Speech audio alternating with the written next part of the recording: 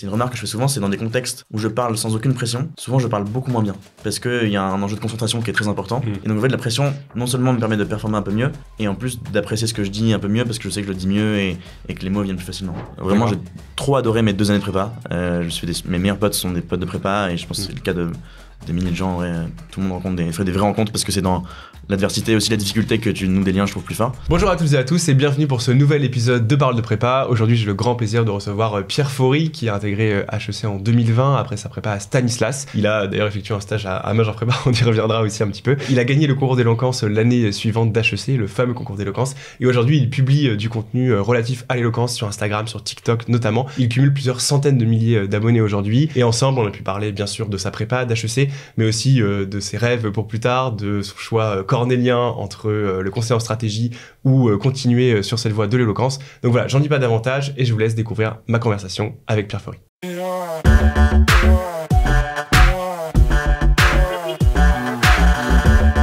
Salut Pierre. Salut Dimitri. Super heureux de te recevoir sur ce, je ne sais pas combienième d'ailleurs, épisode de Parole de Prépa, on verra ça en post-prod. Mais ouais, ça fait longtemps, donc je suis content de me remettre un petit peu dans le bain. Et puis, mine de rien, j'ai plein de trucs à te dire. Je pense que tu en auras aussi beaucoup à nous raconter. Et tu as un parcours qui est déjà super riche du haut de tes... 22 ans, bientôt 23. Le temps passe vite, la vache, parce que je spoil un peu, mais on se connaît depuis déjà un moment. Je te laisse te présenter déjà dans un premier temps. Ouais, et donc je m'appelle Pierre, j'ai bientôt 23 ans. Et je suis à un moment un peu bizarre de ma vie où en fait c'est très dur de me présenter parce que je suis et plus parce que je suis pas. Donc je suis plus étudiant, j'ai diplômé il y a 2 semaines d'HEC Paris. Félicitations d'ailleurs. Merci beaucoup. Donc je suis plus étudiant, pour autant je suis pas encore dans le monde professionnel, le monde actif. Donc je suis un peu dans l'entre-deux bizarre. Idem, je suis pas influenceur mais je suis créateur de contenu. Je dis pas influenceur parce qu'aujourd'hui je crée du contenu sur des thématiques éloquence, poésie. Mais pareil, j'en fais pas non plus mon activité et mon métier. Je dis créateur de contenu plus qu'influenceur. Et donc voilà, je suis un peu dans l'entre-deux de beaucoup de choses, en fin d'études et dans la découverte de plein de choses, notamment le monde de l'éloquence, parce que je suis passé par toute la case des concours d'éloquence qu'on voit en école, et ensuite que j'ai continué à développer en étant en jury et maintenant en produisant mon propre concours. Ouais, c'est ça. C'est vrai qu'on arrive, on tourne cet épisode là, on est tout début juillet, un moment où je pense que la moitié de ce que tu vas dire va être obsolète dans quelques mois. Exactement. C'est formidable. mais c'est pas si grave. On va commencer dans la chronologie, comment ça, c'est immuable, ça bouge pas, et puis après on reviendra effectivement sur tous les choix qui s'offrent à toi, parce que bah ouais, c'est super intéressant et ça fait écho aussi à beaucoup de choses qui ont été dites par ailleurs sur ce micro, sur ce podcast, donc super intéressant d'en parler aussi. Donc bah comme d'hab, on va commencer par le lycée. Quel lycéen tu étais, comment était le petit Pierre, et est-ce que la prépa pour toi, puisque tu as fait une prépa, hein, évidemment, tu serais pas sinon ici sur ce micro, est-ce que c'était une évidence pour toi ou est-ce que c'est venu comme ça, enfin voilà, panorama général de Pierre au lycée. Ok. Au lycée, j'étais plutôt un bon élève. J'étais dans un lycée parisien à Franklin, Saint-Louis-de-Gonzague. Ouais. Qui est un lycée assez exigeant. Donc j'étais plutôt un bon élève avec une vraie appétence pour les matières plutôt littéraires, notamment en terminale la philo et ce qui était à l'époque l'histoire-géographie, qui existe encore mais pas encore la spécialité HGSP exactement à l'époque. Donc plutôt un bon élève, moins bon en matière scientifique, maths, physique, SVT, ces trucs que je maîtrisais un peu moins. J'ai beaucoup hésité justement à aller dans une prépa littéraire, la fameuse BL. Et en fait, parce que on a ce truc-là où on nous dit que, en termes de métier et d'opportunités ensuite, la prépa commerce est plus riche d'opportunités. Je suis allé plutôt vers une prépa à l'époque ECS, qui maintenant est donc ECG, avec l'aspect AGGSP.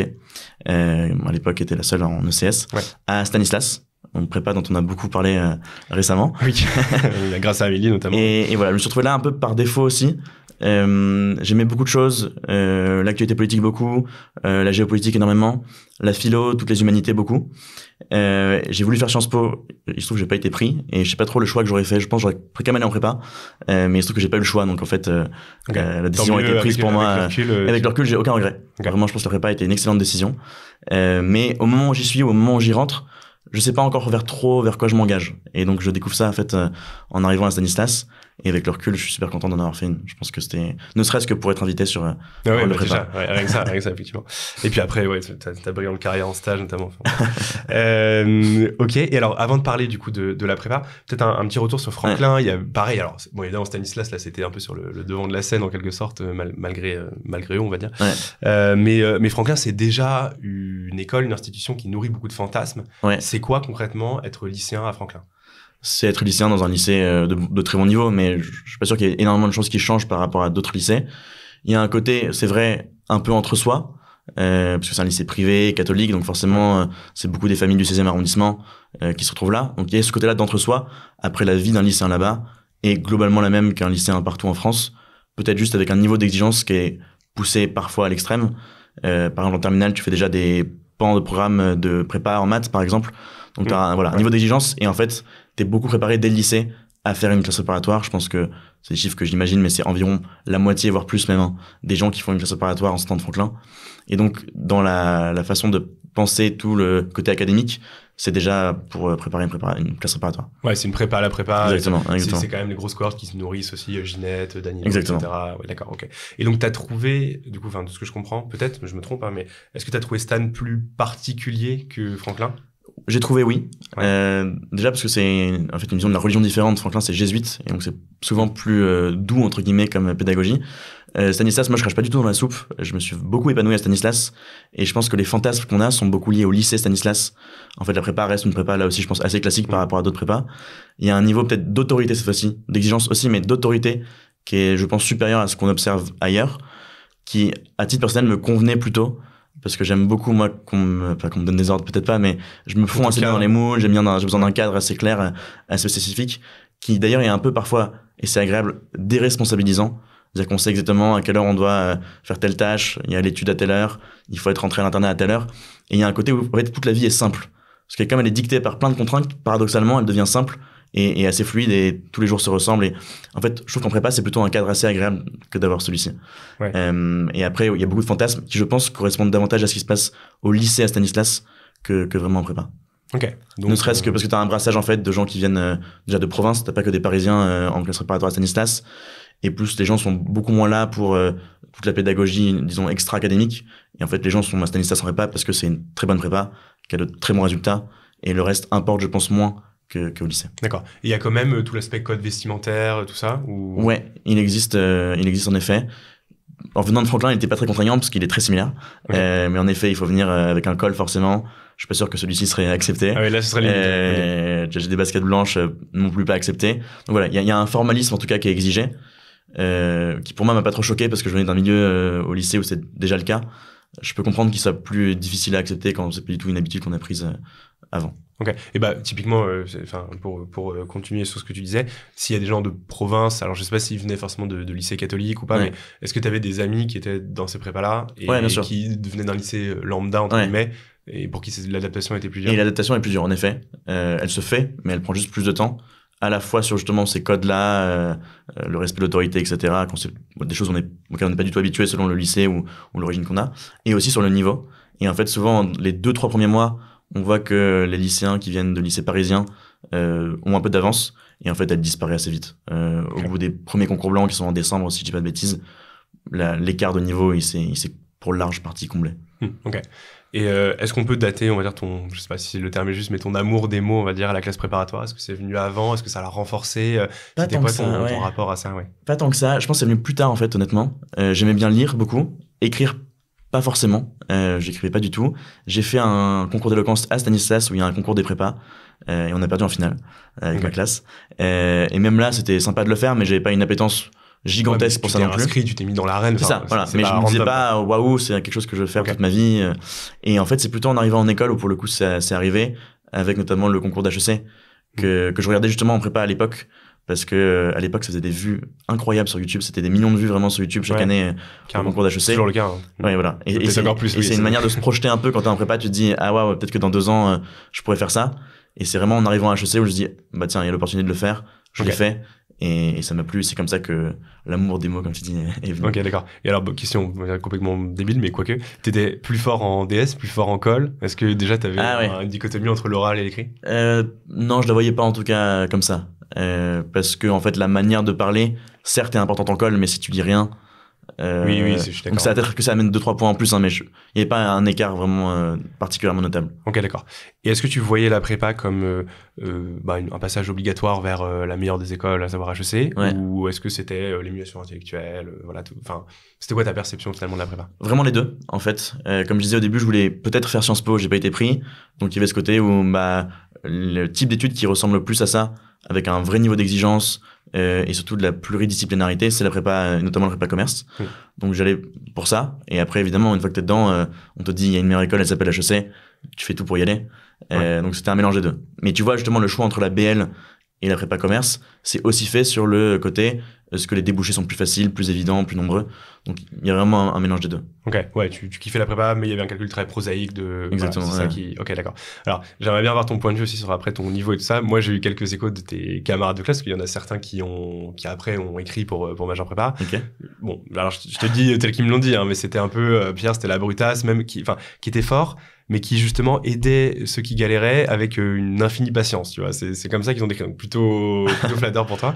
Est-ce que t'es plutôt d'accord avec ça? Je les ai bien payés, c'est bon. Je sais pas, alors j'en sais rien, mais non, mais est-ce que t'as survolé la prépa, entre guillemets? Est-ce que t'es le genre de mec, on se disait, bon, bah, le gars, il passe 100 fois HEC, il a 100 fois HEC? C'est ce que les profs me disaient. Quand t'es dedans, tu le vis pas forcément comme ça. T'as toujours le complexe de l'imposteur, ça se trouve, le prochain DS, je suis une fraude, ou le prochain DS, chapitre là, je le maîtrise moins, et le jour des concours, peut-être que le rapport de force sera inversé. Enfin, tu vois. Donc, tu te projettes toujours sur quelque chose de plus négatif que ce que c'est. En effet, les profs me disaient, normalement, ça devrait le faire, et il y aura pas de souci. Mais t'as toujours des surprises, tu vois. Et je connais plein de gens où les profs disaient ça, et en effet, ça s'est pas fait. Parce que le jour des concours, il y a les cartes qui sont rebattues. Bien sûr. Donc, on me disait que ça allait le faire. Il se trouve que ça l'a fait. Mais je l'ai pas vécu comme étant quelque chose de, ok, je survole, tout est facile, tout est simple. Vraiment pas trop. Ok, ouais, t'avais des vrais moments de doute en prépa, boire des coups de blues, enfin, comment tu l'as... Non, sur le plan humain, pas du tout. Vraiment, j'ai trop adoré mes 2 années de prépa. Mes meilleurs potes sont des potes de prépa, et je pense que c'est le cas des milliers de gens, tout le monde rencontre fait des vraies rencontres, parce que c'est dans l'adversité aussi, la difficulté, que tu noues des liens, je trouve, plus forts. Et sur le plan académique, bah ouais, il y a des moments où ça allait moins bien. Globalement, ça se tenait. Et il y a jamais un moment où j'étais en danger, où on m'a dit attention, ça devient compliqué pour toi. Mais il y a des moments où tu doutes, où c'est moins bien, et c'est normal. Sur 2 ans, t'as pas des notes parfaites tout le temps, c'est normal. Ok. Je me rends pas trop compte, Stan, à ton époque, donc en ECS, c'était quoi la proportion qui rentrait dans HEC, dans le top 3? Je crois que nous, il y avait 2 classes de 50, si je dis pas de bêtises, et ils ont envoyé entre 40 et 45 à HEC, quelque chose comme ça. Si je dis pas, c'est possible ou pas? Ça fait sens? Ça paraît énorme, c'est-à-dire quasiment 50%. En gros, le top. Non, j'ai peut-être 7 x 2, c'est peut-être 25, peut-être raison. Ouais, parce que je crois que Danielou a à peu près ces chiffres-là. Ok, mais j'ai sûrement des bêtises alors. Peut-être 50 en parisienne, ça ferait sens? Je sais pas. Ah oui, carrément. Ouais. J'ai peut-être une bêtise. Honnêtement, j'ai pas les chiffres en tête. Je pense que c'est à peu près ça. Je pense que les meilleurs mettent quasiment 3/4 en parisienne. Ok. Donc ce serait pas délirant que Stan... 25 à HEC dans ce cas. 25 à HEC, 25 à ESCP. Ça doit être à peu près ça. Mais tu sais, moi j'ai une année spéciale où il y avait pas d'euros. Ah oui, c'est ça. Ah bah en plus, c'est quand même un con pour toi. Pour moi, c'était dommage, mais en l'occurrence, étant donné les résultats, je peux pas m'en plaindre si tu veux. Oui, parce que t'as fini top beaucoup, non? Non, j'ai eu un classement bon, mais pas du tout, pas excellent. J'étais en gros à la moitié, 2 centièmes en gros. Ok, d'accord. Ok. Mais donc j'avais pas demandé des euros en plus si tu veux. Oui, c'est bon, 2 centièmes écrit. Allez, terminé, bonsoir quoi. Exactement. Mais parce que toi c'était l'année Covid du coup, et de ce que je me souviens, jusqu'au dernier moment, c'était pas très clair. Vous saviez pas s'il allait avoir des euros ou pas en fait. C'était très bizarre. Donc tu vois, le confinement est déclaré, je crois, vers la mi-mars, le 20 mars, quelque chose comme ça. Et normalement, les écrits sont fin avril, début mai. C'est ça. Et en fait, jusqu'à début mi-avril, on savait déjà pas si les écrits allaient être décalés ou non. Et on nous a dit ils seront décalés à fin juin. Et on a encore une autre période de flottement sur la présence ou non d'euros. Et finalement, ils ont pas eu lieu. Donc tant tu mieux. Prépares, mais pas trop. Enfin, il y avait encore des calls quand même, ou c'était... Non, en Zoom en plus c'est très compliqué. Enfin, ce format-là, en call il peut marcher. Mais en Zoom aussi, ça c'est vrai que c'est mais surtout on nous disait non, la priorité c'est l'écrit. Et c'est comme d'ailleurs quand tu passes tes concours dans une année dite normale. Tu prépares très peu les euros en amont en fait. T'as quelques calls dans l'année, mais en fait le gros de la préparation se fait entre les écrits et les euros. C'est vrai que t'as raison. Enfin après, t'as quand même l'école de CSH notamment. Tu vois, au lycée on les prépare, mais c'est pas le truc déterminant. Mais c'est pas un objectif en soi à ce moment-là où tu le fais. Alors que l'écrit pour le coup tu le prépares vraiment. Ok. Et alors comment tu reçois cette admission à HEC dans ce contexte un peu bizarre? Tu t'appuies, on dit bonjour, bravo, vous êtes admis, allez ciao, à l'année prochaine. T'as même pas mis les pieds du coup à jouer en classe. C'était très bizarre. Comment tu l'as vécu? Très bizarre. Donc nous on est resté en plus très tard parce que les concours ont été tenus très tard. Donc on est resté en août si je dis pas de bêtises. Début août de mémoire. Et j'étais avec plein de potes qui tous étaient en prépa, soit commerce, soit ingénieur. Donc t'avais la pression en plus de tout le monde a des super résultats autour de toi. Donc c'était le seul qui a pas à l'école que tu voulais. Bon, il se trouve que ça allait. Et donc assez bizarre comme sensation parce que tu te dis ok, dans 2 semaines je rentre, donc c'est très rapide en fait comme enchaînement, et en fait ça s'est plutôt très bien passé. Année quand même un peu étrange en arrivant parce que il y a un deuxième confinement qui arrive en octobre-novembre 2020 si je dis pas de bêtises, Et donc, premier semestre très étrange où la vie en école, on l'a pas vécu tel que je pense les promos d'avant l'ont vécu. Notamment la vie associative. Et donc, assez particulier. Et en fait, après le deuxième confinement, les choses se sont faites assez naturellement. Et je pense qu'on a retrouvé le rythme de vie associatif qu'avaient dû connaître nos prédécesseurs. Ok. Et comment tu vis tes premiers mois à HEC? Enfin, pour le coup, on a reçu à ce micro des gens qui vraiment débarquaient de nowhere et qui, voilà, avaient pas une traître idée de ce que ça pouvait ressembler la vie en Josas. Toi, un peu plus forcément, puisque Stan, c'est quand même une prépa qui destine ses étudiants à HEC. Est-ce qu'il y a quand même malgré tout un écart, outre évidemment ces histoires de Covid, hein, bien sûr, qui est quand même vachement joué. Est-ce qu'il y avait un écart entre ta perception d'HEC a priori et a posteriori? Oui, mais en fait, j'avais une perception très floue aussi d'HEC. J'avais beau être venir de Stanislas. En fait, je connaissais peu de gens qui avaient fait HEC et qui m'en avaient parlé vraiment en long et en large. Donc, j'arrive là-bas avec assez peu de certitude sur ce que ça va être. Et donc, au moins, il n'y a pas de déception. Il y a en revanche, et ça, tout le monde en parle, enfin, beaucoup de gens en parlent, le côté où tu sors de la prépa et c'est un cadre incroyable, où tu as un objectif très clair, quel concours, où prends plein de choses tout le temps. Et un modèle d'école où pour le coup tu as une liberté totale et où ce que tu apprends est, je trouve, et c'est je pense assez unanimement reconnu, moins enrichissant que ce que tu apprends en prépa. Et donc pour le coup ce décalage là, c'est le fameux blues, tu sais, d'arriver en école, tu vois, le fameux prépa blues, où tu perds finalement l'objectif que tu avais pendant 2 ans. Là t'as plus rien qui te guide et qui te motive au jour le jour. Et ça c'est vraiment déroutant, d'autant plus dans une période Covid où en plus t'es isolé, moi j'étais chez mes parents, donc c'est un peu étrange comme sensation. Ouais. Mais pareil, elle s'efface et en fait l'intérêt de l'école, c'est t'as cette liberté là qui est gigantesque et elle est aussi chouette parce que tu peux en faire plein de choses. Et donc soit tu te perds dedans et tu te dis pendant 4 ans je fais rien et en effet c'est nul de faire ça, soit tu te dis j'ai une liberté gigantesque et ça me laisse plein de temps, plein d'opportunités et je les saisis pour en faire quelque chose. Ouais, carrément, mais je suis tellement d'accord avec ça. Là, je m'adresse carrément direct à la caméra, mais on va publier cet épisode probablement juste avant la rentrée ou enfin pendant les grandes vacances, on va dire. Donc il y a plein de prépas qui nous suivaient pendant 2 ans, qui vont, bon, j'espère qu'ils vont pas tous rage quit, mais bref, en tout cas qui vont sans doute regarder cette vidéo et qui vont se retrouver en septembre. Et c'est vraiment le meilleur conseil. Si tu pars du principe que ouais, tu peux rien faire et du coup tu vas rien faire, ton année va être horrible parce que tu passes quand même d'un moment où tu as été pendant 2 ans pressé comme un citron pour performer à tout d'un coup une espèce de grand sentiment de vide qui peut être un peu déroutant carrément. Qui est vraiment déroutant. Voire déprimant effectivement. Ouais, il y a des gens qui font des vraies déprimes en arrivant en école, qui est passagère je pense parce que tu as 2 ans sur le campus en tout cas à HEC, avant de faire l'année de césure. La première année, tu as ce moment de transition qui est un peu flou, qui est un peu étrange. Et puis, c'est comme partout, en fait. Tu t'habitues aux choses, tu rencontres des gens, tu fais de nouveaux groupes de copains et au bout d'un moment, tu perds ce côté-là. Mais il faut trouver son truc. Et a fortiori dans les prépas comme les tiennes où tu as raison. Et je suis d'accord que ce cadre, et ça fait un peu flipper quand tu le dis, mais c'est quand même très rassurant qu'on te dise, OK, tu manges à telle heure, tu te douches à quelle heure, tu étudies à telle heure, etc.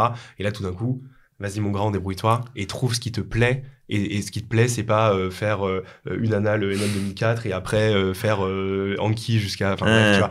Donc c'est quand même... Il y a beaucoup de gens qui ne sont pas préparés à ça et qui le vivent mal. Et ceux qui s'en sortent le mieux, je trouve, c'est ceux qui arrivent très vite à pallier justement ce sentiment un peu de vacuité et trouver leur truc à eux, quoi. Que ce soit associatif, sportif, créer un compte Insta, whatever. Mais c'est ça en fait qui est super important. Quand est-ce que t'as réussi à process que bon, il fallait trouver un peu ta voie et quand est-ce que t'as justement réussi à quand j'ai trouvé.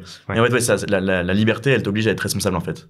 T'as plus des gens qui décident pour toi, donc t'es vraiment livré à toi-même et c'est à la fois très inquiétant et en même temps super chouette. Moi, j'ai mis beaucoup de temps. Personnel, j'ai mis beaucoup de temps à y venir et c'est vraiment justement le concours d'éloquence HEC où je me suis dit, ok, là j'ai trouvé un truc qui vraiment me plaît, qui me fait vibrer et dans lequel je peux me projeter sur 3 ans encore d'école. Il y a plein de concours partout en France. Je peux vraiment faire quelque chose si tu veux. Mais donc tu vois, c'est quand même long. Ça arrive en avril 2021, donc c'est 1 an quasiment après mon entrée à HEC. Et pendant 1 an, alors avec tous les confinements, les Covid, etc., c'était compliqué aussi de se situer. Mais donc ça a mis quand même du temps à se dessiner. Et une fois que c'est dessiné, pour le coup, j'avais vraiment un truc dans lequel je savais que je m'épanouissais. Et donc je l'ai exploité au maximum. Et là, trop chouette, tu vois. Mais ça a mis du temps. Ouais, t'as trouvé ton truc parce que, au-delà de ce concours d'éloquence, après, c'était tout l'écosystème éloquence, on va dire. T'as des fédérations d'éloquence, donc t'as des compètes inter-écoles, t'as des compètes décorrélées des écoles qui sont vraiment à l'échelle nationale, juste entre tous les étudiants de France. Donc t'as vraiment 1000 événements et ça, c'est trop chouette. Et donc, je savais que, quoi qu'il arrive, j'avais un truc à moi dans lequel, dans tous les cas, j'allais pouvoir, en fait, simplement m'occuper déjà. Et en plus de ça, m'y plaire. Donc, Mais, parce que tu avais dit, ok, je vais regarder ce concours-là quand j'étais en prépa et machin, donc tu avais quand même ça dans un coin de ta tête, mais avant ça, t'étais pas matrixé complet en mode, ok, c'est l'objectif de ma life, quoi. Non, je suis rentré dans l'assaut d'éloquence d'HEC, Mais pareil, on faisait des concours d'éloquence en Zoom, c'était horrible. C'est un truc du présent, c'est un truc de, tu vois, t'as le regard, t'as des choses vraiment qu'on peut pas retrouver finalement en Zoom, en visio. C'est vrai que c'était lunaire, même il y avait des cours de gym en Zoom, c'est n'importe quoi. C'était vraiment un délire, ouais. Enfin bref. On avait ce qu'on appelle les PPG, donc les cours de préparation physique pour le sport, donc je faisais du handball à HEC. En Zoom, tu vois, ça n'a aucun sens parfois. Clairement. C'était un monde, faut l'avoir vécu pour le croire. C'est absurde. Ouais. Et notamment pour l'éloquence. Et donc j'étais dans l'asso, mais je me disais pas, ce truc-là est génial.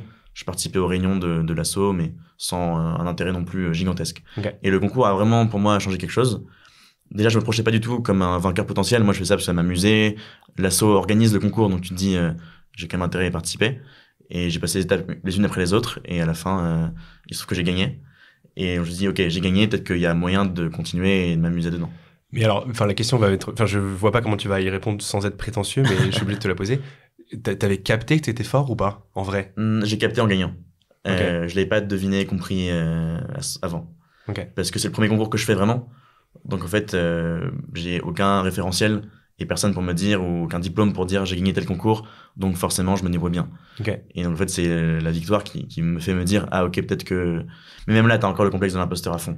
Mais... Moi, c'est un syndrome que je ressens vachement dans absolument tout. Ça, en prépa, tu vois. Voilà, si tu es le meilleur. En prépa, ça a bien marché, mais parce que peut-être que j'avais eu la chance, plus je venais du lycée, donc c'est plus facile de venir de ce lycée-là, et que voilà.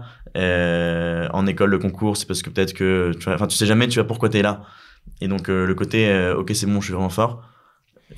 Je l'ai jamais trop eu. L'éloquence, c'est dur dans le sens où, d'un côté, c'est éminemment subjectif. Ouais. Tu vois, à la limite, que Mbappé, on dit que c'est le meilleur au foot. C'est les stats, c'est quasiment objectif, quoi, tu vois. C'est ça, exactement. Ou peu importe, même d'autres joueurs, mais, donc, c'est très subjectif, effectivement, d'une part. Et puis, d'autre part, tout le monde parle, tu vois. Donc de dire je parle mieux que les autres, à la limite tu peux dire j'en sais rien, je fais mieux du Diabolo que les autres parce que déjà il y a 99% de gens qui arrivent pas Diabolo, ça. Alors que tout le monde a priori sait parler, sait faire des petites blagues, un peu de répartie, etc. Donc décréter ok je suis factuellement meilleur, tu vois, c'est dur. Ouais, et surtout que en plus, c'est pas parler pour parler, un concours d'éloquence, c'est un exercice très spécifique si tu veux. C'est comme si tu disais un footballeur où il court, mais en fait, d'abord il joue au football si tu veux. Et donc, moi j'ai ce truc là où dans la rue, parfois des gens m'arrêtent et me disent, comme un humoriste, et on dit, fais-moi une blague. Drôle. Moi on m'a dit, sois éloquent. Et en fait, non, je sais faire ça dans le cadre et le contexte d'un concours d'éloquence si tu veux. Mais c'est très particulier et très normé. Et donc, c'est même pas, je suis pas une personne, je sais pas si je parle bien, j'espère, mais en tout cas, dans ce cadre-là, dans ce contexte-là, je peux dire que je suis bon et je gagne des choses. Dans le contexte plus large de la vie, de juste parler. Ça t'arrive de chercher des mots, de faire des comme tout le monde. Là, je fais un effort, mais normalement, je parle très vite. Tu vois, et donc, il y a sûrement plein de choses à corriger. Juste dans le contexte très spécifique du concours d'éloquence, là, j'ai trouvé ma place et là, je me débrouille. Ouais, c'est intéressant. Mais j'avais fait le même parallèle. J'avais interviewé, c'était super intéressant. En 2018, le sujet de culture générale, c'était la mémoire. Et je me suis dit, je vais interviewer le champion de France de mémoire pour lui parler de mémoire, machin. Et donc, l'idée, c'était à la fois de parler de la mémoire au sens philosophique du terme et puis aussi de donner des conseils de mémorisation parce qu'accessoirement, c'est quand même assez utile en prépa. Et en fait, il me dit, souvent, les journalistes qui m'interviewent, au bout d'1 heure de questions, ils me disent, ok, c'était quoi ma 3e question, machin. Et il dit, mais en fait, j'en ai strictement aucune idée parce que j'ai pas une meilleure mémoire que les autres. C'est juste que quand je suis dans l'exercice, c'est-à-dire mémoriser des noms, des cartes, peu importe, là, j'ai des moyens mémotechniques et je les ai entraînés, surentraînés. Et donc, je suis beaucoup plus fort que un random. Mais en fait, si tu me dis, j'ai mangé quoi à midi, je vais réfléchir comme un abruti et peut-être que je m'en souviendrai pas, quoi. C'est vraiment l'exercice qui détermine la chose, pas le reste, quoi. Ok. Et donc, alors moi, il y a un truc qui m'a choqué aussi, c'est que j'ai l'impression que t'as tout de suite trouvé un style qui était très à toi. Et je crois que t'en avais parlé dans l'interview de Simon, qui est super intéressante par ailleurs, n'hésitez pas à la regarder, où tu dis, en fait, ce qui est cool, c'est justement de se faire copier dans le sens où t'as défini un sorte de canon et après tout le monde, j'essaie de pas être vulgaire, mais copie ton flow, quoi. Et tu vois, moi, même j'avais fait le concours d'éloquence dans mon école et tu vois, en fait, quand je réfléchis, j'étais pas nul, mais c'était juste un espèce de patchwork à l'époque, on était très influencé par les rap contenders et tout ça, c'était un peu l'époque, tu vois.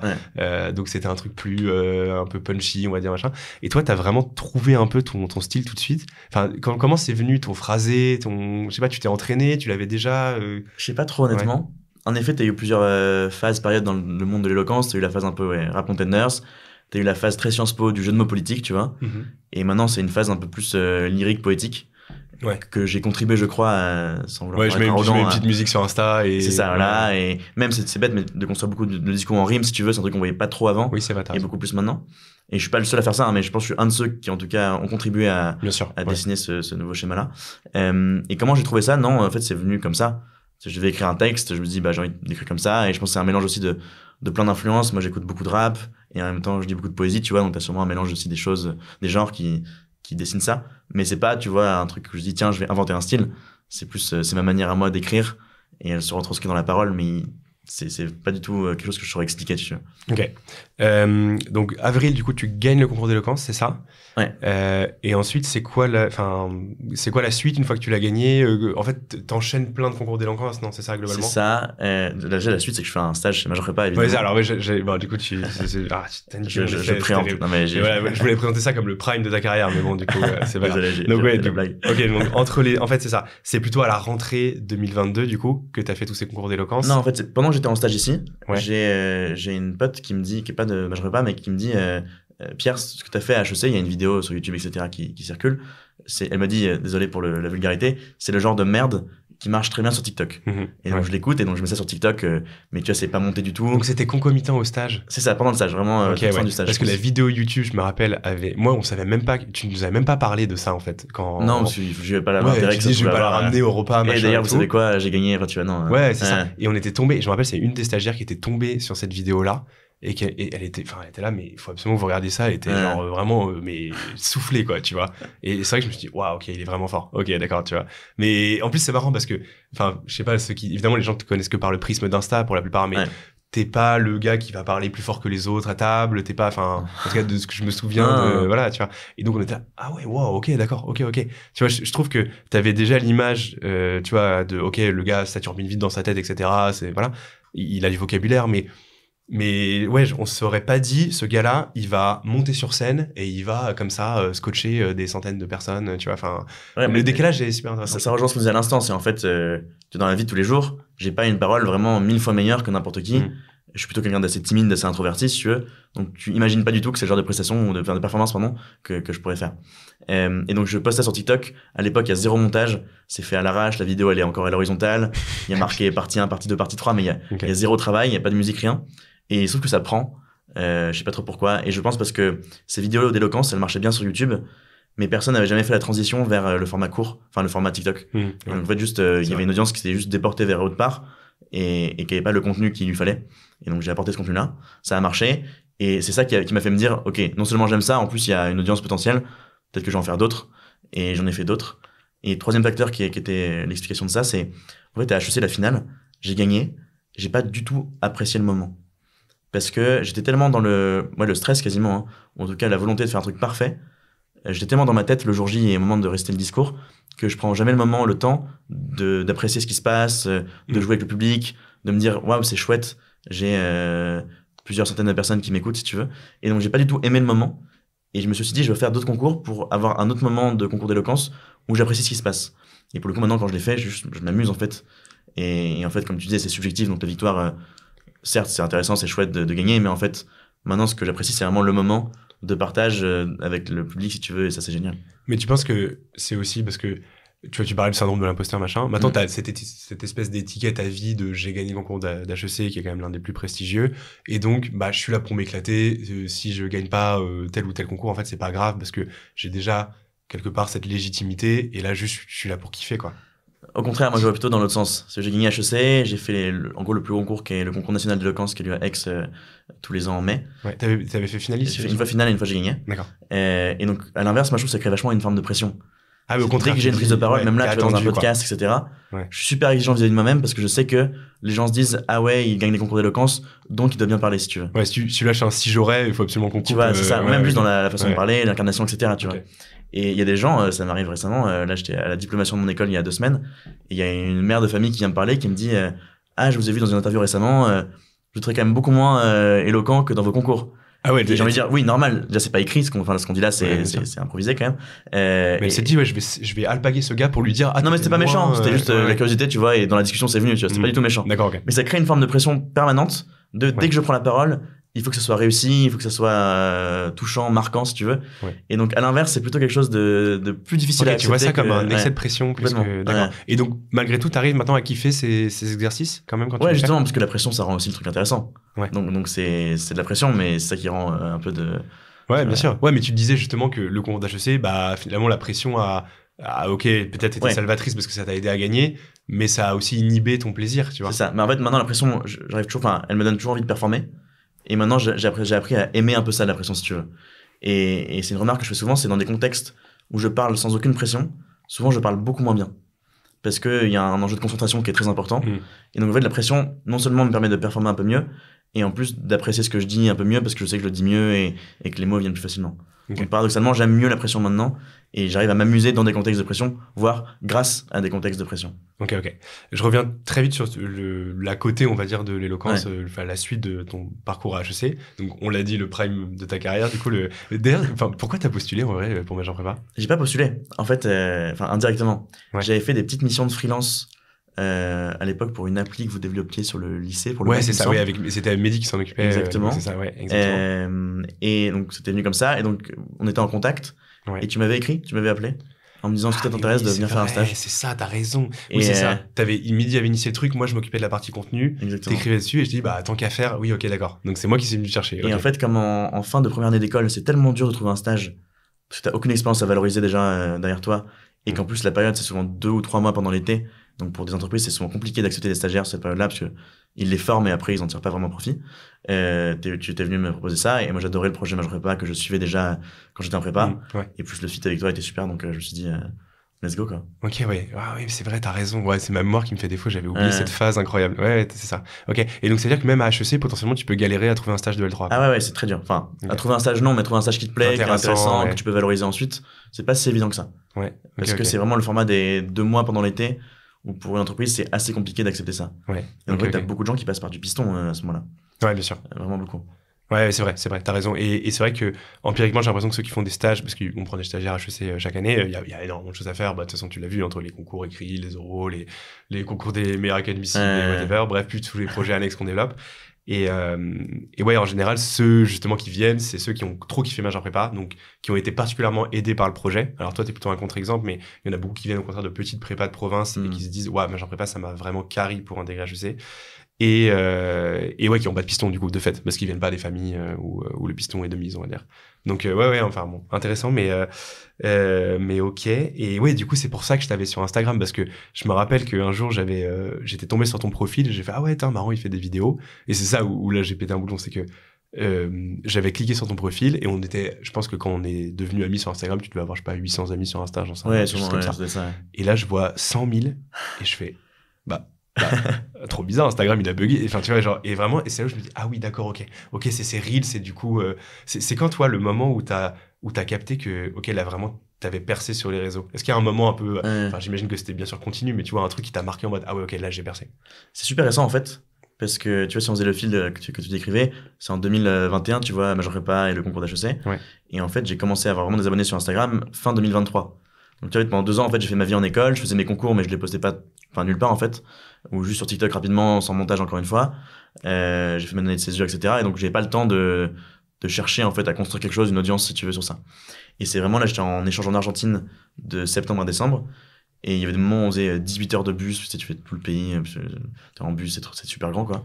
Et donc je me disais tiens, je vais m'amuser à monter mes vidéos de l'époque, de mes années concours, etc. T'es sur CapCut au fond du bus. Exactement, tu vois, okay. Je mets une musique par-dessus, je vois ce que ça donne, tu vois. Et c'est vraiment ça. Et donc je me suis dit tiens, je poste ça sur TikTok, ça a marché. Et la transition vers Instagram était plus dure parce que c'est des gens que tu connais Instagram. TikTok, c'est vraiment... oui, tu t'en foutais. Je sais pas qui c'est sur TikTok. Instagram, c'est vraiment d'abord tes abonnés, donc d'abord tes amis, ta famille. Et à un moment, j'ai franchi le pas. Et en fait, ça a marché d'un coup, quoi. Enfin, quasiment au bout de 3 vidéos, ça a pris. Et donc là, on m'a dit, quand l'algorithme est avec toi, faut bombarder. Donc j'ai bombardé. Et après, je me suis dit, tiens, il y a les concours d'éloquence. Moi, j'aime bien écrire au-delà des concours d'éloquence. Et donc maintenant, je fais des vidéos quasiment de poésie, presque vraiment très poésie, quoi. Et ça marche aussi, donc trop bien, quoi. Okay. Et donc le moment où je capte, c'est, je pense, en fait, c'est du jour au lendemain. T'as un décalage horaire en Argentine, donc je me réveille, je sais pas, genre à 7h, il est 11h en France, tu vois. Et j'avais une vidéo qui avait fait, d'habitude, je fais toujours 1000 vues, 2000 vues sur Instagram, c'était mes abonnés, quoi. Et du jour au lendemain, il y en a une qui avait fait 100 000 vues. et j'avais pris 5000 abonnés, enfin tu vois, lunaire, du jour au lendemain. Et après pendant un mois, ça a continué à fond, quoi, à tourner. Ok. Et encore aujourd'hui, c'est vraiment homemade de chez homemade ou t'as une équipe, t'as des monteurs, je sais pas, t'as des gens qui t'aident? Non, zéro, parce que j'ai envie de garder la DA personnelle. Okay. Et donc dès que t'as un monteur, etc., t'es plus décisionnaire absolument sur tout. Ou alors ça prend plus de temps si tu veux prendre des décisions, etc. Moi, je veux faire absolument tout seul. Donc la qualité, je pense, est moins bonne que ce qu'elle pourrait être. Mais en même temps, je sais que ça vient de moi et c'est ça qui m'intéresse en fait. Et quand même, les réseaux valorisent beaucoup l'authenticité de manière surtout générale. Le format court, justement. L'Instagram, TikTok, si tu veux, des trucs pas montés, etc. Les gens, s'ils reconnaissent ta tête, ils aiment bien le contenu, ils s'en fichent que le sous-titrage soit pas parfait, et que, tu vois. Ouais, c'est ça, exactement. Et c'est ce qui explique que des marques qui ont des moyens beaucoup plus conséquents se cassent les dents sur ces réseaux-là et n'arrivent pas à les appréhender, parce qu'en fait, les gens veulent regarder des vrais gens. Exactement. Ouais, carrément. Donc ouais, du coup, je m'éloigne un peu de ma question. Donc, le prime de ta carrière, le stage. Et du coup, qu'est-ce qui se passe après en master pour toi, en parallèle? Donc, en master, je fais une année de M1 où je devais partir à Hong Kong. Mais pareil, on est toujours dans le Covid. Oui. Et encore plus en Asie à ce moment-là. Donc je pouvais y aller, mais c'était 1 mois de confinement sur place pour y rester 3 mois et demi. J'ai pris la décision que c'était pas une bonne idée. Donc je reste en France, j'ai fait 6 mois de stage chez TF1. Super intéressant. T'avais une forme de continuité média quand même avec Major Prépa. Alors sur un média très différent, mais qui était quand même super intéressant. C'est toujours mon industrie que j'ai toujours aimé. Donc, et même là, tu vois, Instagram, même toi, c'est un média, tu vois. T'es un média, exactement. Ouais. C'est toujours ce qui m'a intéressé. Et donc TF1, en plus au moment de la fusion TF1-M6, donc moment super intéressant pour la boîte. Deuxième année fin de M1 classique sur le campus, très sympa. Et puis la fameuse année de césure. Et pareil, là, déjà, je me suis posé la question de est-ce que je fais un truc vraiment, entre guillemets, pour le CV, je sais pas trop ce qui me plaît. Et comme beaucoup de gens en école, je me retrouve en conseil en stratégie.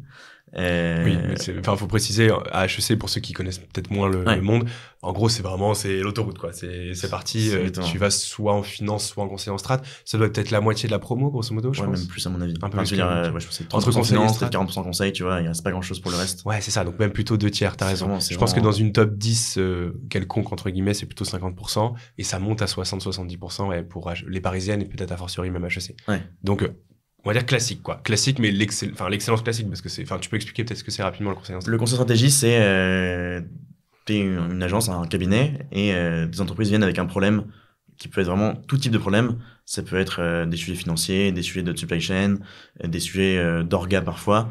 C'est très large. Et ils viennent nous voir et ils disent, j'ai un problème, aidez-nous à le résoudre. Et donc, avec ton équipe de 5-6 personnes, tu passes 2, 3, 6 mois avec le client pour l'aider à résoudre un problème, avec souvent un rythme de travail qui est très intense et une exigence qui ressemble beaucoup à la prépa. C'est souvent un parallèle que j'ai entendu, moi, c'est le conseil, c'est un peu la classe préparatoire appliquée au monde du travail. Et en effet, pour faire un stage dedans, ça y ressemble beaucoup. Et donc souvent, les profils qui ont adoré la prépa aiment beaucoup aussi le conseil. Mais moi, j'allais un peu pareil, pas par défaut, mais aussi parce que je savais pas trop ce que je voulais faire. Et donc, ça brasse très large, parce que comme c'est des sujets très divers, venant d'industries très diverses elles aussi, forcément, si tu permets de toucher un peu à tout, en 6 mois de stage, c'est pas mal. Donc j'ai fait ça m'a plutôt plu honnêtement. Et en plus, j'étais plutôt épargné en termes d'horaire, etc. Donc j'ai pas eu la version, disons... C'était quoi tes horaires un peu? T'étais au BCG, c'est ça? J'étais au BCG, et il se trouve que les missions sur lesquelles j'ai été étaient plutôt des missions où ça exigeait pas de travailler jusqu'à 2h du matin, tous les matins. Et j'avais des équipes qui étaient bien organisées, ce qui faisait qu'en fait, on n'avait pas besoin de faire ça. Et donc, tu vois, je finissais à 19h30, 20h. Ce qui est déjà pas mal, tu vois, mais par rapport à ce qui existe en conseil, ou un MNE, je pense que c'est peut-être le pire. Très largement par rapport au MNE, c'est beaucoup mieux. Et surtout 20h, t'as encore une vie, t'as une soirée après, t'as un dîner, tu peux sortir si tu veux, tu peux t'organiser. Et donc j'ai eu la chance par rapport à ça, et donc j'ai pas eu la version, disons, hardcore du conseil. Donc j'ai plutôt bien aimé ça. Après, je suis parti, deuxième stage de césure, c'est chez Alan, qui est une... la startup, enfin, scale-up aujourd'hui. Exactement. Oui, startup, ce serait insultant pour eux. Ouais, c'est une très grosse startup, dans ce cas, vraiment une licorne. Super intéressant, mais j'ai des petits problèmes perso à ce moment-là, et donc j'étais pas très heureux. Pas forcément à cause d'Alan, c'était vraiment une super boîte, mais je me sentais pas bien dans ma peau, etc., dans ce que je faisais. C'était un moment de ma vie où, je sais pas, j'étais pas bien, et ils ont été vraiment adorables. C'est-à-dire qu'ils m'ont dit, prends-toi 2 semaines, 3 semaines, on te les paye en plus, prends des vacances, repose-toi, fais d'autres choses. Et dans 2-3 semaines, tu reviens et soit tu veux partir et tu pars, et pas de galère, soit tu reviens et on te réintègre à l'équipe et on trouve une solution pour que ça se passe bien pour toi. J'ai pris mes 2 semaines de vacances, je suis revenu et je leur ai dit, je pense que j'ai envie de partir. Et ils ont été vraiment adorables. Combien de temps? Ça faisait 1 mois de stage. Je suis resté peut-être 2 mois de stage. Et tu devais faire 6 mois, en théorie. Je devais faire 6 mois. Je suis arrivé début février et j'ai dû leur dire que je voulais partir mi-mars. J'ai eu 2 semaines de vacances et je suis parti, tu vois, fin mars, début avril. Ok. Wow. Donc c'était vraiment surprenant. Même moi, je m'attendais pas du tout à ce schéma-là. Oui, puis surtout que tu as toujours été quand même dans ok, je fais tout parfaitement comme il faut, il n'y a rien qui dépasse. J'étais très lisse, j'ai un profil vraiment super académique, tu vois, tu fais la bonne prépa, la bonne école, le bon stage en conseil, puis la scale-up, etc. pour le CV. Et en fait, ça m'a pas plu d'être ce truc super lisse. Et donc, j'avais un de mes meilleurs potes qui m'a dit, Pierre, j'aimerais bien monter une boîte. Et vraiment, il m'a dit ça quasiment la semaine avant, si tu veux, où je voulais commencer à quitter Alan. Et j'ai dit, ok, quel que soit le projet, je t'accompagne. Et donc, c'était un projet dans le retail de luxe, en tout cas la mode et le retail. Et c'était super intéressant. On a fait ça pendant 1 an et demi, 1 an. On a eu nos stagiaires, etc. On a eu nos clients, on a fait du chiffre d'affaires, etc. Et pareil, au bout d'un moment, ça m'a lassé parce que je l'accompagnais plus pour le projet en lui-même, enfin pour l'idée d'avoir un projet, que vraiment parce que j'ai une passion pour la mode ou le retail, ce qui n'est pas le cas, honnêtement. Mais c'est trop intéressant. Tu avais une newsletter à l'époque. J'avais une newsletter, etc. Non, on a vraiment structuré une boîte pendant 1 an qui tournait comme il fallait. Et il se trouve que juste mon associé voulait partir plus chez un de nos clients, travailler avec eux. Moi, j'avais mes trucs d'éloquence à côté qui se développaient là à partir de novembre-décembre de cette année. Donc, on a arrêté. Mais tu vois, c'était un projet, pareil, que j'avais pas du tout vu venir. Et pour le coup, c'était un peu moins lisse que le côté super académique d'une classe préparatoire, tu vois. Ouais, bien sûr. Oui, bah, l'entrepreneuriat, c'est tu mets les mains dans le cambouis, tu fais des galères. J'aurais jamais imaginé penser, faire. Et c'est trop bien. Enfin, j'ai découvert des choses et je t'apprends beaucoup aussi. Ok, donc t'as kiffé ces aspérités-là quelque part. Ouais, et c'est ça que j'aime bien aujourd'hui. Simon disait que j'avais une forme de déviation avec ce truc que je fais sur Instagram maintenant par rapport à l'étudiant, disons, lambda d'HEC. J'ai en tout cas un point de différenciation assez clair et c'est ça qui m'amuse honnêtement. Le côté très lisse, faire comme les autres, c'est bien parce que ça t'assure aussi plein d'opportunités pour la suite, pour le reste. Mais en fait, là où tu t'amuses vraiment, c'est dans toutes les aspérités et quand t'explores des choses que tu n'avais pas imaginé explorer. Ouais, bien sûr. Mais c'est vrai que en fait, je pense que c'est aussi très propre à HEC. Il y a vraiment ce côté où le conseil et la finance, bah, déjà, bon, c'est bête, mais ça paye bien, socialement, c'est bien vu. Et puis, il y a le côté, enfin, ce qu'il faut bien comprendre, effectivement, pour ceux qui connaissent moins ces milieux-là, c'est que le conseil en stratégie, a fortiori, dans ce qu'on appelle les MBB, donc les boîtes les plus prestigieuses, ou le M&A dans les grosses boutiques, etc., c'est l'apanage des Parisiennes. C'est un des seuls métiers où tu peux être aussi méritant que tu veux. Il n'y a pas marqué HEC, ESSEC, ESCP, Centrale, Polytechnique, Sciences Po, bon, whatever, sur ton CV, ça va être compliqué. Ça va voire même être impossible. Et donc se dire, ok, j'ai fait tout ça, j'ai eu des très bonnes notes à la BCE, j'ai fait des oraux qui sont super difficiles, machin. Bon, bah, autant faire un truc que les autres ne peuvent pas faire. Je pense qu'il y a aussi beaucoup ce truc-là qui rentre en ligne de compte. Et en même temps, bah, tu te dis, ouais, mais dans ton tout petit écosystème, bah en fait on fait tous la même chose et t'as l'impression d'être un peu un clone, tu vois. Enfin, c'est très bizarre à la fois comment presque personne ne fait ça et en même temps dans ton tout petit écosystème, parce que quoi qu'on en dise, surtout à HEC, tu vois, où en fait t'es à jouer en Josas et il y a que, enfin, t'es au milieu de rien littéralement, quoi. Bah t'as l'impression que tout le monde, enfin le summum du fun, c'est de savoir si tu vas faire McKinsey ou BCG, mais exactement. Ouais. Et c'est compliqué parce que t'as une forme de pression sociale par rapport à ça aussi, parce que quand t'as l'opportunité d'aller là-bas et que tu as d'autres choses à côté, tu vois, moi j'avais ma startup, enfin ma entreprise, là j'ai mon activité maintenant sur les réseaux sociaux, etc. Renoncer à ce truc-là que tout le monde veut faire, c'est pas évident. Parce que les gens te disent, ah quand même, t'as quand même travaillé pour aller en prépa, puis ensuite pour aller dans une bonne école, pourquoi faire tout ça si c'est pour ne pas profiter de ce que ça t'offre? Parce que comme en effet t'as un truc d'exclusivité dans ces cabinets-là où c'est réservé au top 3 ou peut-être aux top 5 meilleures écoles de commerce, les gens te disent c'est dommage d'être travaillé dans une école de commerce de très bon niveau si t'exploites pas finalement l'intérêt que ça a, quoi.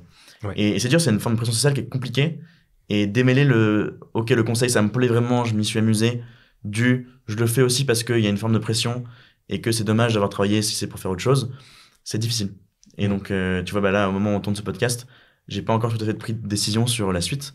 C'est aussi parce que j'essaie de démêler le vrai du faux dans ce truc-là, de ce que ça me plaît ou est-ce que je le fais parce que il y a une pression et que les gens me disent qu'il faut que j'y aille et que il y a plein de gens qui en ce moment voudraient rentrer au BCG et c'est compliqué parce que, etc. Moi, j'ai l'opportunité, est-ce que je le fais ou pas? C'est pas évident. Ouais, donc là, on va passer dans la phase de l'interview où tu vas regarder ça dans 6 mois et tu vas rigoler très très fort parce que rien que... Je me dirais que je raconte que des bêtises. Que tu dis, voilà, mais pas du tout en fait. mais bon, bah allons-y de plein pied. Ouais. Avant peut-être, pour reprendre le parallèle du coup avec l'éloquence, outre les concours, t'as quand même aujourd'hui, alors je sais pas comment tu appellerais ça, mais structuré, on va dire une activité, le terme est un peu général, mais t'as initié des choses dans l'éloquence, t'as développé aussi tes contenus, tes réseaux. Ouais. T'en es où précisément aujourd'hui et comment tu vois la suite? Ouais, alors en fait, ce qui est bizarre, c'est qu'il y a une apparence de structure dans les faits, c'est pas du tout structuré ce que je fais. Je trouve en tout cas, après j'ai une exigence par rapport à ça qui est peut-être que t'es un peu plus cadré que la moyenne, mais bon. Ouais. Donc ce que je fais en tout cas, c'est là j'ai fait quasiment un tour de France tour de France de l'éloquence, comme j'aime l'appeler, parce que j'allais faire tous les jurys de concours dans un peu toutes les écoles, vraiment partout en France. J'ai donné des conférences là aussi dans plein d'écoles différentes et des TEDx. Donc déjà ça m'a fait faire vraiment une trentaine de dates partout en France. Et c'est déjà la première chose que j'ai faite, et ça c'est trop intéressant. C'est pas un modèle économique, c'est pas un métier, c'est plus quelque chose qui me plaît en fait. C'est un peu un retour d'expérience que je donne aussi, parce que c'est trop intéressant de pouvoir partager ça. Plus je rencontre des gens dans des jurés, dans des jurys, pardon, et c'est trop intéressant. Deuxième chose, je fais de la scène aussi. Donc j'ai quelqu'un avec qui je travaille et on produit des événements culturels d'éloquence, ce qu'on appelle de la pièce d'éloquence, qui est vraiment un genre qui existe nulle part ailleurs. Et ça, pareil, on en a fait à Paris, à Nîmes. Tu peux expliquer en quoi ça consiste ? À Aix. Alors, c'est très particulier, c'est vraiment un mélange de théâtre, éloquence, impro. Donc, il y a une situation narrative qui est vraiment théâtrale. Donc, pendant 5 minutes, on crée, comme en jouant comme des acteurs de théâtre, une situation narrative qui, dans tous les cas, en tout cas, amène à ce que 6 personnes viennent prendre la parole. Et là, ça prend le format d'un concours d'éloquence. 6 personnes ont un discours écrit, qu'elles lisent et que les autres ne connaissent pas autour d'eux. Et 6 personnes qui vont être vraiment des artistes très différents. Donc des gens qui viennent du monde des concours d'éloquence, mais aussi on a des rappeurs, on a Lord Esperanza qui est venu performer avec nous, on a Wojtek aussi, il y a des chanteurs, des humoristes, donc c'est très, très divers et c'est tous les gens qui ont un rapport à la parole dans leur métier. Ouais, on parlait de rap contender il y a pas longtemps. Exactement, mais vraiment c'est le genre de choses. Et donc ça, la scène, on a fait à Paris, Aix, Nîmes, un peu partout en France aussi. Et puis il y a le concours d'éloquence que j'ai créé, qui s'appelle le Prix National Cyrano, et ça pareil, c'était une aventure assez incroyable. Mais tu vois, ça va de donner des conférences à faire de la production culturelle, qui est jamais un truc auquel HEC m'aurait destiné normalement, si tu veux. Oui. C'est trop intéressant. C'est effectivement, là, c'est pas dans les 70%. Là, ouais, je suis d'accord. Et qu'est-ce qui t'aide le plus, finalement, de tes expériences antérieures pour développer tout ça ? Parce que on comprend que c'est très éclectique, faut gérer des trucs qui ont un peu rien à voir. Est-ce que c'est plus la prépa ? Est-ce que c'est plus tes stages ? Est-ce que c'est plus HEC ? Quelle expérience finalement antérieure t'aide le plus pour développer ce que tu fais aujourd'hui ? Alors c'est pas parce que je suis ici que je le dis, mais je pense qu'en effet la prépa. Okay. C'est comme je disais, c'est pas du tout structuré, ça part un peu dans tous les sens, tu vois. Et même là, on organise un concours, on est 2 pour gérer des trucs, des productions vraiment compliquées. Et en fait, ça suppose de toujours revenir aux bases, comment je remets de la structure, comment je planifie les choses, etc. Et en fait, c'est des choses que tu fais en prépa. Sur soit une dissertation, tu vois, je planifie vraiment mon plan, etc. J'organise, je structure les idées. Même là, une prise de parole, tu vas répondre à un podcast, donner une conférence, c'est en fait essentiellement un enjeu de structure. C'est dans quel ordre est-ce que je raconte les choses et comment est-ce que je les amène et je les présente. Comment je les rends intelligibles. Exactement. Ouais. Et ça, en fait, c'est ce qu'on apprend en prépa. Donc ça, c'est super important. Et puis, deuxième chose, c'est l'enjeu de planification. C'est en prépa, t'apprends à te dire, OK, je fais tel anal tel jour, EM 2004, c'est pour vendredi matin, etc. Et là, il y a un peu la même chose, c'est dès que tu perds de la structure et que ton environnement est un peu flou, il faut toujours en remettre, si tu veux. Et la prépa vraiment apprend à créer de la structure ex nihilo et à toujours réussir à retomber sur ses pieds. grâce à ça. Ok, ouais, donc la prépa et peut-être du coup par continuité ton expérience au BCG. Ouais, comme je disais, le BCG est un peu la continuité déjà de la prépa si tu veux. Ouais, le truc originel, ça reste quand même la prépa. Ok, et ça t'éclate, ça t'aimes bien. C'est trop bien, mais j'ai du mal à me projeter aussi par rapport à tout ça. Donc là, à date, c'est génial. Tu vois, j'ai 22 ans et c'est super et c'est un modèle qui est vachement intéressant, qui me permet en tant qu'étudiant de gagner un peu d'argent par-ci par-là. Donc tant mieux si tu veux, c'est pas un but en soi, mais c'est aussi sympa. La question que je me pose, c'est plutôt, tu vois, si je projette dans 5 ou 10 ans, est-ce que tu vois faire des concours d'éloquence, des jurys, des conférences, c'est un modèle dans lequel je peux m'imaginer durablement? J'ai pas encore tout à fait trouvé la réponse. Parce que c'est certes super stimulant, mais tu tournes aussi un peu en rond si tu veux. Parce que tu vois ce que j'ai à raconter, il y a plein de choses, mais au bout d'un moment, tu les racontes 1, 2, 3 fois. Oui, si tu restes sur le même format, tu vas tourner. Donc il faut soit se réinventer si tu veux, donc inventer des formats nouveaux dans la création de contenu ou dans la production culturelle, soit trouver des moyens d'expression nouveaux, tu vois, j'ai pas encore tout à fait trouvé la réponse. Ouais, bien sûr. Ouais, et puis t'as quand même plein de fronts pionniers que tu n'as pas explorés. Typiquement, t'as fait des formats courts essentiellement. T'as pas du tout touché à YouTube. Enfin, tu publies C'est même pas toi qui les publie d'ailleurs.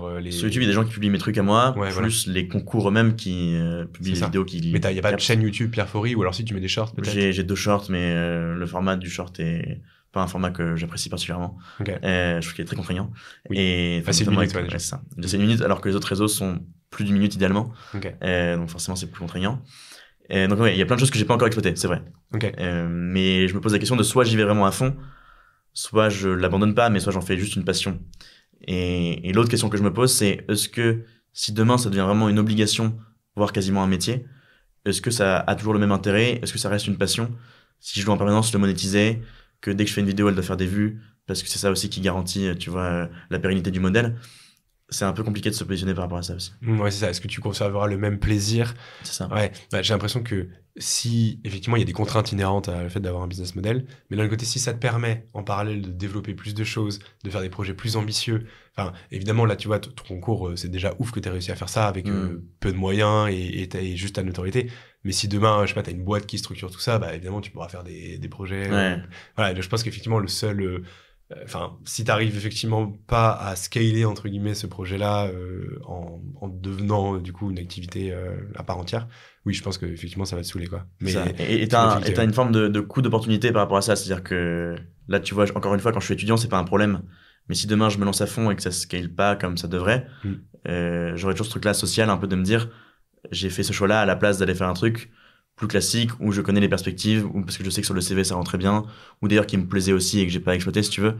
Et donc moi le doute que j'ai c'est par rapport à ça, c'est quel est le coût d'opportunité de faire tout ça. Et réciproquement, aller faire la voie classique, c'est le coût d'opportunité de pas faire un truc qui me plaît pleinement, dont je suis tout à fait convaincu. C'est le problème des choix. Hein. Ouais, bien sûr. Toujours, Ouais, c'est clair. Mais je pense que t'as quand même un truc. Après, moi, je suis pas du tout caricatural par rapport à ça. Je pense que tu peux trouver aussi beaucoup de sens dans ce que tu fais au BCG, à McKinsey. Enfin, voilà. Bon, oui, évidemment, tu fais partie d'un rouage économique. Après, tu peux penser ce que tu veux, mais je trouve que tu peux avoir un vrai intérêt intellectuel à le faire. Complètement. Ouais. Mais moi, de ce que je perçois, je vais te dire pourquoi. Mais alors, je sais pas toi quel est ton point de vue, mais je trouve que sociétalement, ce que tu fais a aussi beaucoup d'intérêt. Déjà parce que tu remets du contenu intelligent sur des plateformes qui sont réputées abrutissantes. Et ça, mine de rien, rien que ça, c'est déjà génial. Ouais. Et tu prouves que ça fonctionne. Parce que nous aussi, quelque part, on a été assez pionniers sur ça en disant, bah ouais, on peut faire du contenu sur la prépa. Et oui, on va le rendre un peu sexy, un peu rigolo, machin. Mais ça va fonctionner. Et de fait, ça fonctionne, tu vois. Et enfin, ça marche plutôt bien. On est la première chaîne YouTube étudiante de France. Enfin, tu vois, c'est... Et ouais, ça, pour le coup, c'était pas évident. Enfin, je trouve. Et toi, t'es un des seuls aujourd'hui. Enfin, t'es pas le seul, bien sûr, mais t'es un des seuls qui arrive justement à faire ça. Et je trouve que l'oralité, pour moi, pour avoir beaucoup travaillé sur réfléchi en tout cas à ces questions d'inégalité, l'oral est pour moi un des derniers bastions de l'inégalité. Dans le sens où, en fait, tu vas à l'école, on te prépare à écrire, etc. Alors oui, ok, évidemment, être à Franklin, être dans le random lycée, c'est pas tout à fait la même chose, certes, mais à part le grand oral, qui est quand même pas... j'ai vu que tu as fait une sélection grand oral, d'ailleurs, qui est quand même pas l'exercice le plus anxiogène de la Terre, je suis pas sûr que tout le monde le bosse de zinzin. Il y a l'école, effectivement, mais l'école, on va dire le carcan classique de l'école, de l'institution publique, ne prépare pas, en fait, à l'oralité. Donc ceux qui sont plus préparés à l'oral, c'est ceux qui sont confrontés à des parents qui ont un vocabulaire qui sont riches, qui est riche, je sais pas ce que t'en penses, mais je trouve qu'il y a une barrière sociale énorme. T'as le capital culturel qui joue à fond sur ça, sur l'oral. Et ce qui est fou, c'est que dans le monde du travail, c'est quand même un monde qui est très oral, en fait. Bien sûr. Alors tu produis des choses à l'écrit, etc., mais toujours tu les présentes, toujours tu les montres, toujours tu les incarnes, si tu veux. Et plus tu montes dans la hiérarchie, plus ça devient c'est oral, exactement. Et donc c'est assez fou que, alors que normalement le but d'une école de commerce, d'une prépa, d'un lycée, etc., c'est quand même à terme de préparer au monde du travail, entre autres, mais aussi ça, de voir qu'on ne prépare pas du tout à ce pan-là, à cet aspect-là du monde du travail. Donc en effet, c'est super important, et surtout socialement, c'est extrêmement fracturé, le rapport à l'oral. C'est évident, si tu veux, et quand je fais des formations, quand je fais un peu mon tour de France, etc., ça se voit. Tu as des gens qui viennent de milieux plus favorisés, qui parlent mieux, juste parce qu'ils ont écouté des choses, ils ont écouté des personnes qui parlent mieux. Et donc c'est là où il y a un vrai enjeu de remettre ça sur le devant de la scène tout le temps. Et en plus, on a un modèle français qui est très fondé sur l'écrit, sur l'académique en tout cas. Oui. C'est le modèle de la dissertation en 3 parties, etc. Là où le modèle anglo-saxon, notamment américain, est un modèle extrêmement oral. Et donc il y a un enjeu. L'éducation nationale change un peu de ce que je vois. Le grand oral, c'est une étape minuscule, mais c'est une première étape. Là, il y avait le débat il y a quelques mois de le président qui voulait mettre des cours de théâtre obligatoires au lycée, si je dis pas de bêtises, ou au collège. Ça commence, mais c'est trop lent pour l'instant. Mais en tout cas, c'est un vrai sujet de fracture, ça, pour le coup, complètement.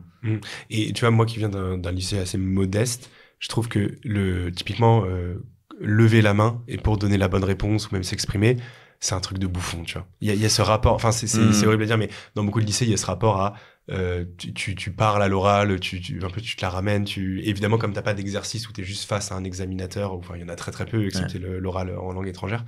Mais en fait, il y a des gens qui n'ont jamais pris la parole en public avant d'arriver dans le supérieur. Et ça, c'est un truc pour moi qui est important. Mais après, une fois qu'on a dit ça, est-ce que t'as des messages de gens, tu vois, je sais pas si tu lis tous tes DM Instagram, mais est-ce que t'as le sentiment quand même que t'as créer des vocations, débloquer des choses. Est-ce que tu as déjà ce sentiment-là? Pas forcément sur l'oral, mais plutôt sur le rapport aux mots, à la lecture par exemple. Et ça c'est trop chouette, c'est plein de gens qui m'écrivent en me disant grâce à toi je relis des choses ou j'écris par exemple. Donc sur l'oral un peu moins paradoxalement, mais c'est plutôt sur l'écriture et ça, mais surtout des lycéens. Ça c'est vraiment ma grande fierté, c'est qu'il y a plein de lycéens qui me disent j'ai envie d'écrire, j'ai envie de produire, j'ai envie de lire.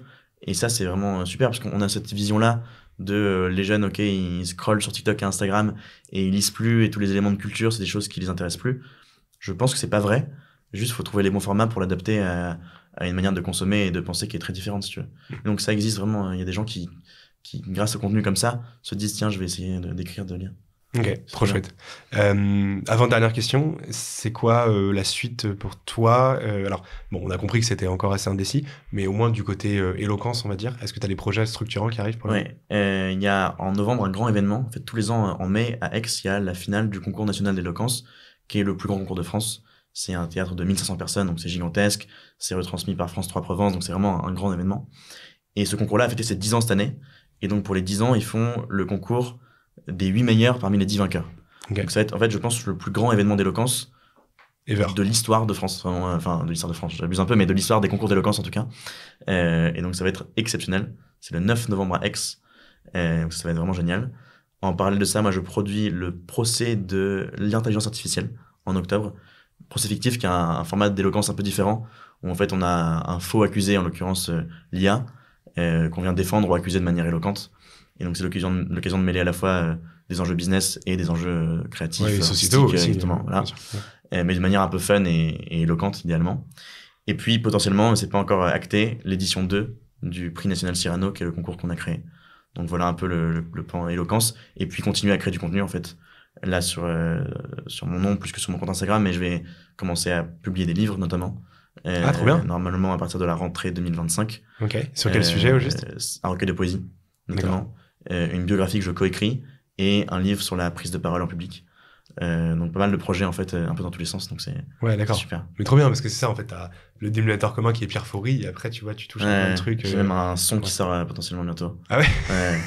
Plein de projets, je suis pas en trop, mais... D'accord, ok, tu peux pas spoiler beaucoup de choses. Ok, d'accord. Bon, bah, on mettra les liens a posteriori quand on aura le droit de le faire. Trop bien, et dernière question que je pose toujours, qu'est-ce qu'on peut te souhaiter dans 5 ans, Pierre? Me souhaiter de pas avoir abandonné tout ça. Parce que comme tu disais, j'ai construit plein de choses avec plein de branches différentes auxquelles je peux me rattraper. La peur que j'ai, c'est qu'en rentrant dans le monde pro, parce que tu as des obligations professionnelles, mais après familiales ou autres, je le perde. Et j'ai pas envie de le perdre. Et donc, ce qu'on peut me souhaiter, c'est de garder ça et que ça continue de me plaire surtout. Parce que le faire pour le faire, ça n'a pas un intérêt fou. C'est le faire parce que ça me plaît. Donc voilà ce que j'espère pendant 5 ans, c'est continuer à le faire. J'espère différemment, avec un modèle d'échelle d'être un peu différent, avec une production sûrement différente, d'être plus travaillée aussi. Mais en tout cas de le faire et que ça me plaise encore. Merci beaucoup, Pierre. Merci Dimitri.